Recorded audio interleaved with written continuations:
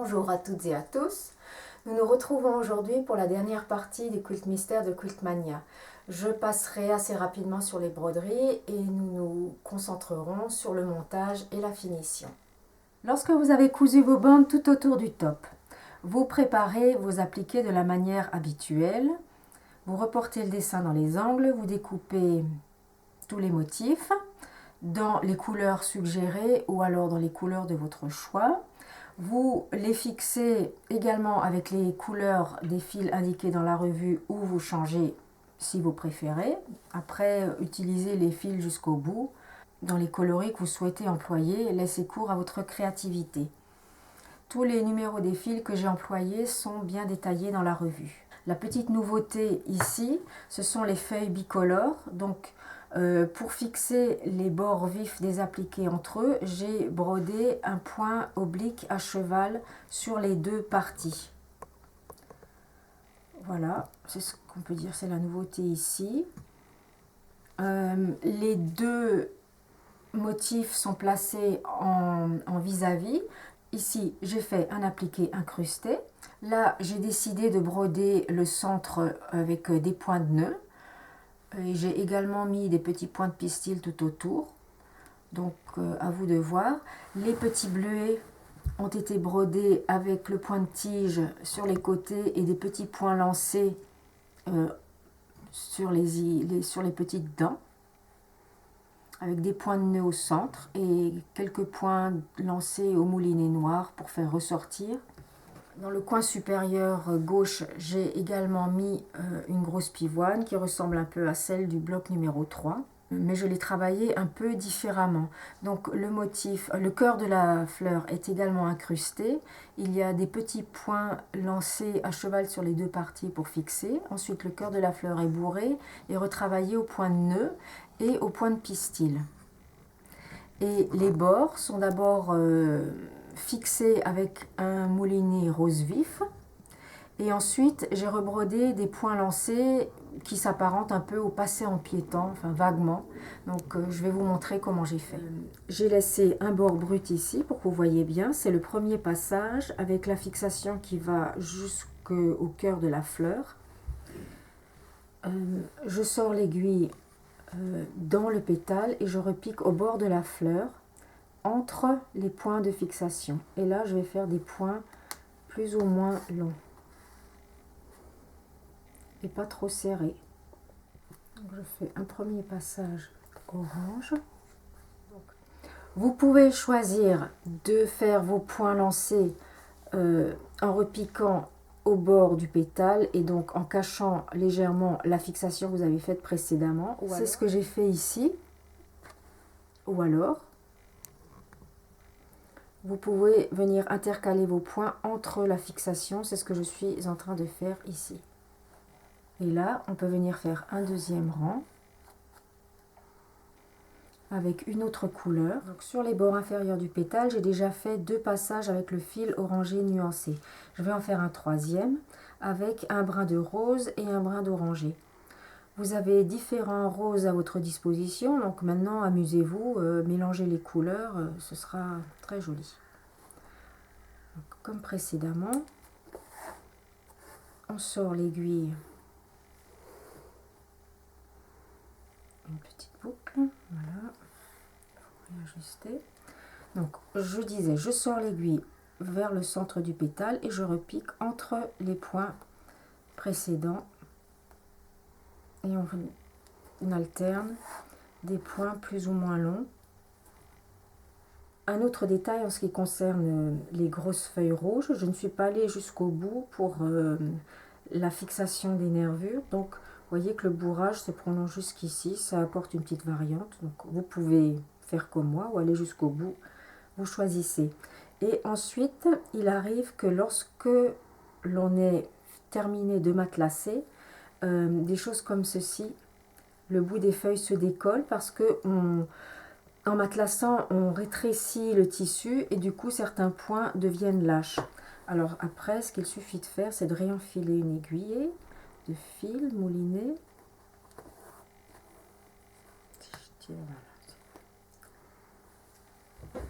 Et de refaire quelques points pour fixer les pointes des feuilles.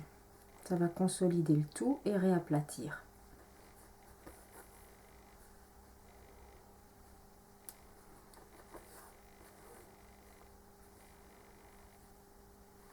Voilà. Alors, pour la doublure, il vous faut une surface de 1,50 m sur 1,50 m. Il vous faudra donc acheter deux hauteurs de 1,50 m en 110.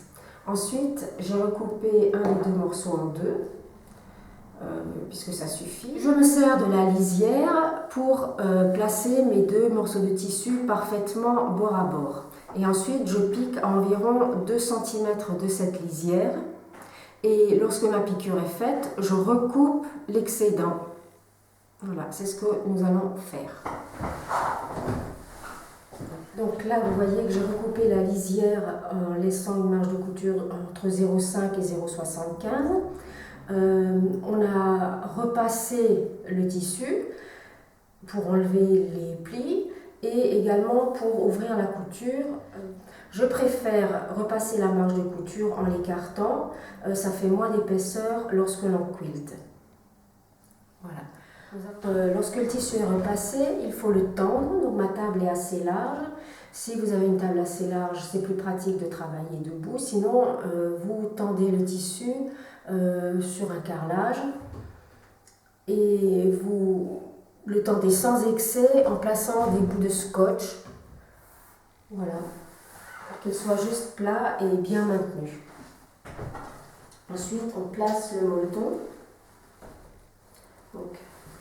J'utilise toujours un molleton fin. C'est la qualité nuage de chez PSR Quilt que j'aime beaucoup et que j'utilise pour presque tous mes quilts. Là, nous avons placé le molleton sur la doublure. Et ce qui est important, c'est de vérifier que la doublure dépasse bien d'1 millimètre ou deux ou d'1 centimètre de chaque côté du quilt. Ça, c'est pour ne pas vous retrouver avec un morceau de doublure manquant au dos, je l'ai déjà vu. Voilà. Ensuite, lorsque c'est fait, on replie le molleton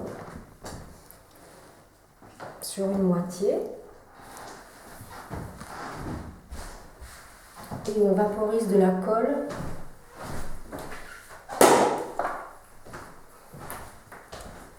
Donc, je vais vaporiser de la colle sur cette moitié. Ensuite, on replie.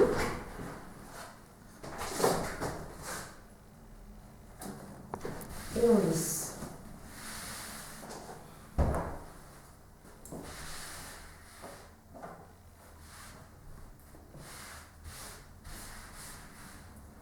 On fait la même chose avec l'autre moitié.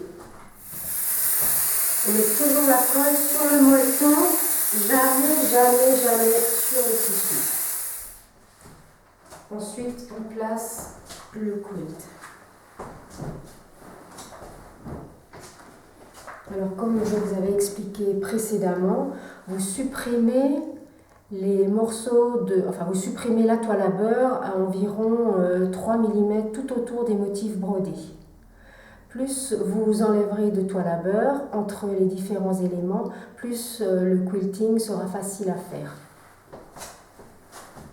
Donc, comme tout à l'heure, vous placez le top sur le molleton en centrant.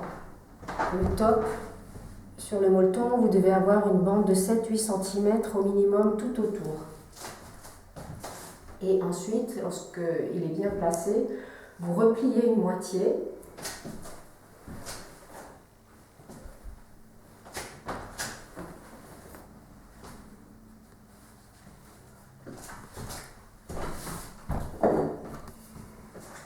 Et vous mettez la colle.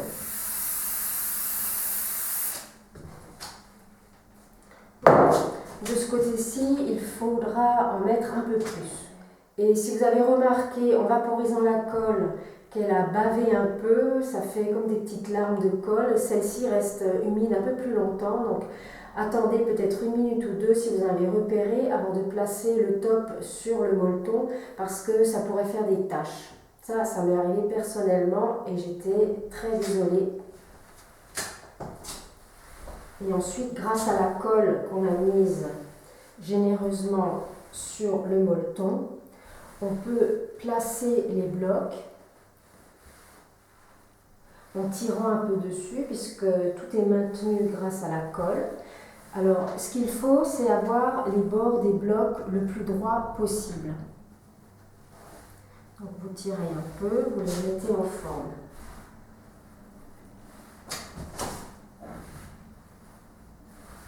Vous voyez, je tire, je maintiens, je remets en place. Quand j'arrive au bord, je lisse comme ça.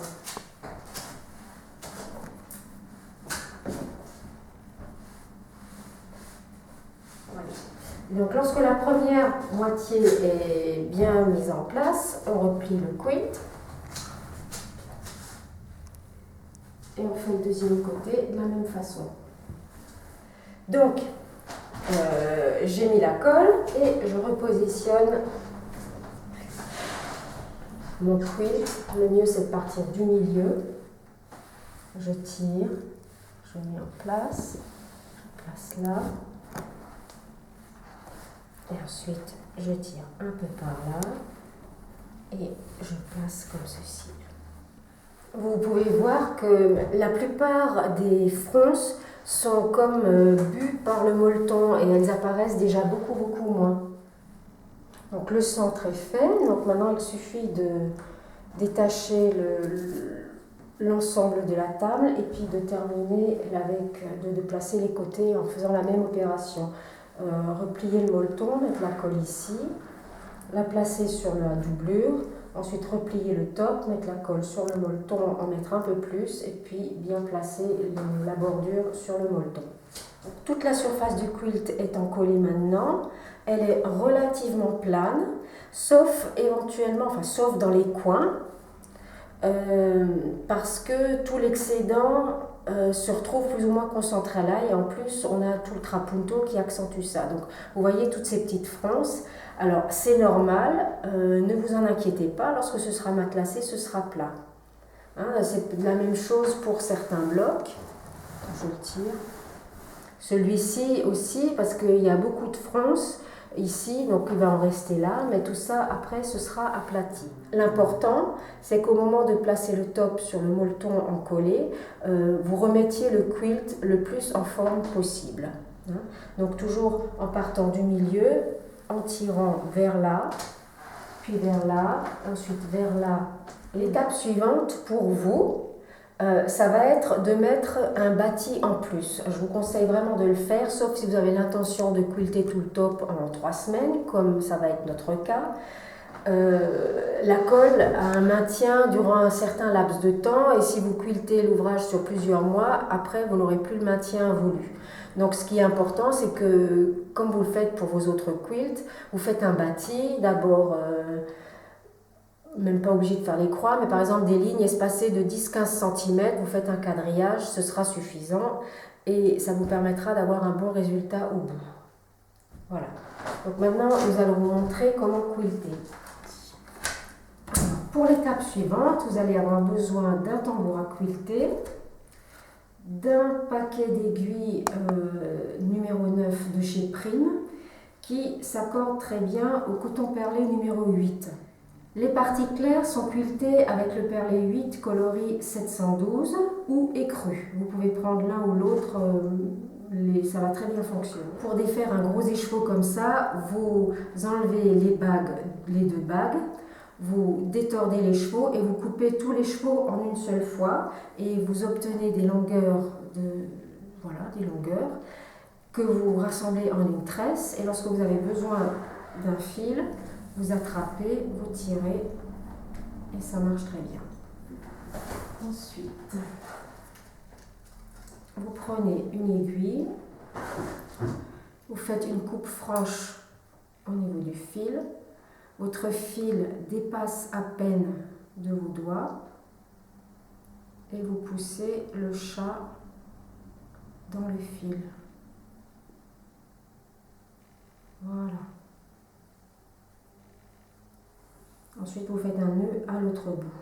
Vous avez également besoin d'un tire-aiguille, c'est plus facile, et d'un dé pour votre majeur droit qui est pour la main qui est au-dessus du tambour et d'un dé pour l'index gauche qui va se trouver sous le tambour. Je vais vous montrer comment se place le tambour. Donc on commence le quilting au centre du quilt. On place le premier cercle. Vous ouvrez largement en divisant le deuxième et vous placez cette partie-là à un endroit où il n'y a pas de broderie. Ensuite, ça ne passe pas, donc on dévisse encore et on enfonce. Vous ne pouvez pas abîmer vos broderies. En tout cas, je n'ai jamais rien abîmé en plaçant mon tambour ainsi. Et vous resserrez légèrement. Voilà.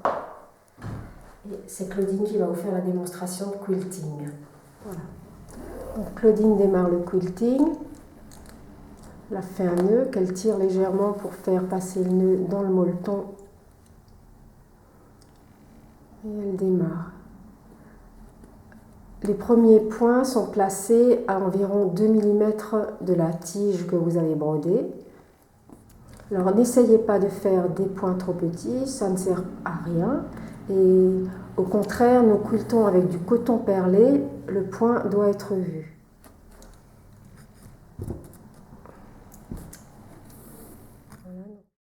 Claudine vient de quilter autour de 2 feuilles. Alors malheureusement, on ne voit pas très bien parce que à l'endroit, le crème sur le fond crème se confond. Alors on vous montre le dos.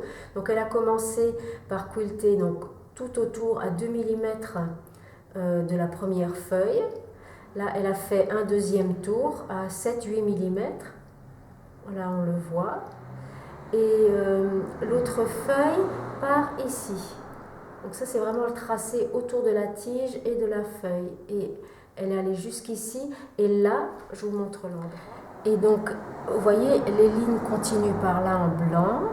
Ici, nous sommes arrivés dans le tissu bleu et donc on a changé de couleur parce que j'aime bien quilter ton sur ton. Et là, on a pris un perlé 8 coloris 3760. La couleur suivante, lorsqu'on va quilter dans ces parties rouges, on utilisera la couleur 902. Je recommence. Donc, on fait un premier tour à 2-3 mm. On suit bien. On va dans le creux de la feuille, on suit vraiment très bien le contour et le tracé suivant se fait là et là on fait un tout petit peu, on marque le creux à peine et puis à la ligne suivante, ce creux ne sera plus marqué. Alors maintenant on s'arrête, on fait juste 2 tours autour de cette feuille là parce que ce dessin-ci est plus important, donc quand on fera ici, on quiltera autour de la feuille et puis cette zone-là sera déjà complétée. Voilà. Les cabochons sont quiltés avec le perlé bleu et Claudine a simplement suivi les coutures à 7-8 mm du bord. Donc elle a fait 4 triangles à l'intérieur des triangles.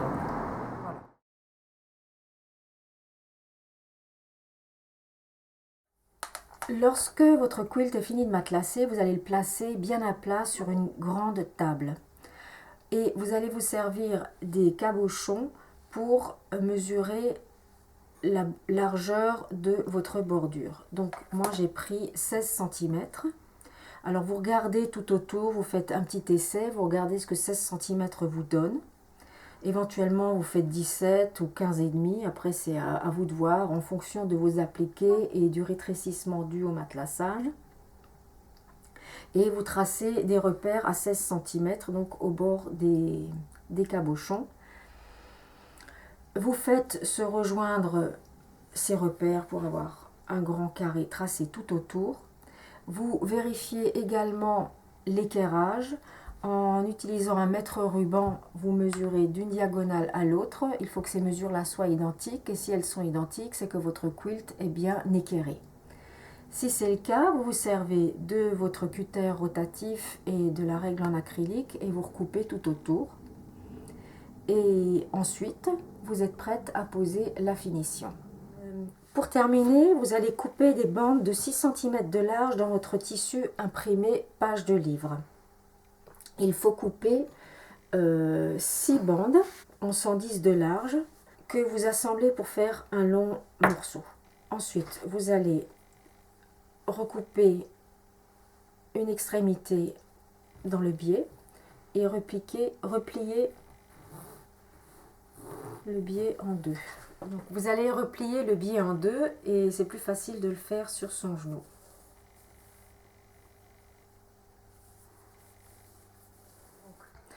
Vous démarrez en travaillant à l'envers du patchwork. Vous allez poser votre bande en laissant environ une vingtaine de centimètres libres et vous placez vos épingles. Et en laissant une extrémité de 10 centimètres environ libre, vous allez piquer à 7 mm au maximum du bord. 6 mm même c'est mieux parce que sinon en repliant on va avoir du mal à cacher la couture de l'autre côté. Donc 6 mm c'est mieux. Voilà, ou alors vous coupez vos bandes à 6 cm et demi, ce qui vous laisse un peu de marge. Mais j'ai coupé sur 6 et j'ai cousu à 6 mm du bord et j'ai eu un bon résultat. Donc vous faites votre piqûre à 6 mm du bord en utilisant le pied à double entraînement. Vous arrêtez à 6 mm du bord suivant. Et ensuite, vous allez faire le pliage. Vous avez fait votre piqûre, votre bande est posée dans le prolongement. Vous allez la replier à 45 degrés pour que le bord de votre bande soit aligné avec le bord du patchwork qui est à faire. Donc, vous faites un joli coin à 45 degrés. Vous placez une épingle. Ensuite, vous repliez à nouveau votre bande. Et le pli doit être aligné avec le premier bord du patchwork. Oui, c'est aligné. Et ensuite, là, j'ai tracé une diagonale. Elle correspond au premier pli que nous avons fait à 45 degrés. Et comme nous avons arrêté notre couture à 6 mm du bord, nous allons également démarrer celle-ci à 6 mm du bord, en évitant de prendre le pli dans la couture. Je précise que ce travail-ci est fait à l'envers et que lorsque vous posez votre bande, vous voyez, bon là je travaille sur une pièce échantillon, j'ai fait un tout petit peu de matelassage et ça ne fronce pas beaucoup. Mais vous, sur votre quilt, vous avez remarqué que lorsque le matelassage se termine, les bords de votre quilt gondolent. Donc pour compenser ce fronçage, si on veut, en posant cette partie-là, il faut soutenir le bord du quilt. C'est-à-dire que vous avez une mesure théorique, par exemple 1,40 m, eh bien il faut bien poser 1,40 m de finition au bord du quilt et non pas se dire, voyez, tenir l'ouvrage comme ceci, tirer un peu, sinon après vos bords vont gondoler. Donc ce qu'il faut, c'est légèrement tendre le biais, je dis bien légèrement, et vous faites ça tout au long du bord. Et alors, votre finition sera absolument impeccable. Alors pour fermer le biais, donc vous avez fait vos 3 côtés. Pour le quatrième, vous allez laisser environ 20 cm sans couture avec les deux extrémités qui se chevauchent. La première qui est coupée en biais déjà et celle-ci qui ne l'est pas encore. Donc vous allez poser des épingles pour bien maintenir le tout. Ici, vous faites pareil.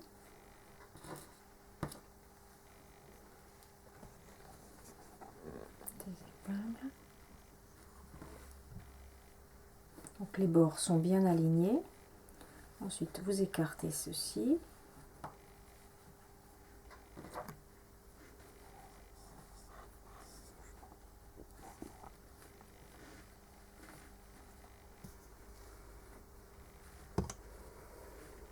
Vous placez encore une épingle là. Vous prenez un feutre. Vous suivez votre diagonale. Ensuite, vous enlevez les épingles. Et vous recoupez à 1,5 de ce trait. On coupe sur ce trait là. On assemble les deux extrémités avec un décalage ici. Et ensuite, on fait une petite couture à 7 mm du bord.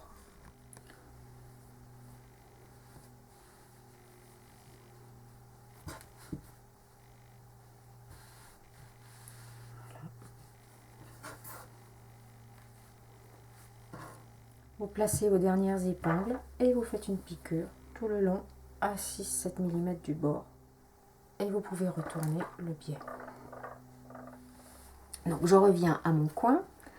Donc j'enlève l'épingle, j'enlève celle-ci et je façonne l'angle. Donc je replie la finition. Là on travaille à l'endroit. Pose des épingles. Alors normalement de ce côté-ci, l'angle se forme assez naturellement. On peut tout, mais quand même poser une épingle pour bien bloquer. Et on façonne le deuxième coin. Alors, le plus facile, c'est de bloquer le tissu avec une épingle et on replie à 45 degrés.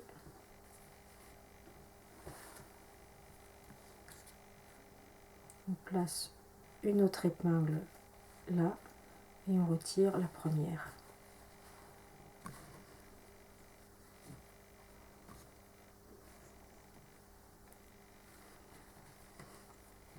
Vous faites ça tout du long. Ensuite, vous prenez, lorsque vos quatre côtés sont cousus, donc l'un après l'autre, quand ça c'est épinglé avec une aiguille de coton perlé 8, vous faites des petits points devant pour fixer la finition.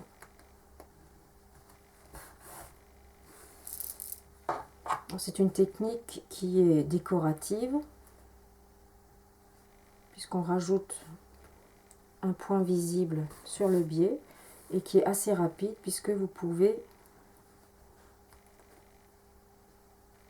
faire plusieurs points sur l'aiguillet à la fois comme si vous quiltiez. Une année s'achève, elle a passé très vite pour nous, j'espère pour vous aussi. Claudine et moi espérons du fond du cœur que vous avez eu plaisir à réaliser Colmar, que vous avez apprécié cette autre façon d'aborder une technique ancienne, pris goût à broder vos quilts et peut-être nous rejoindre pour un autre bloc du mois brodé à l'avenir.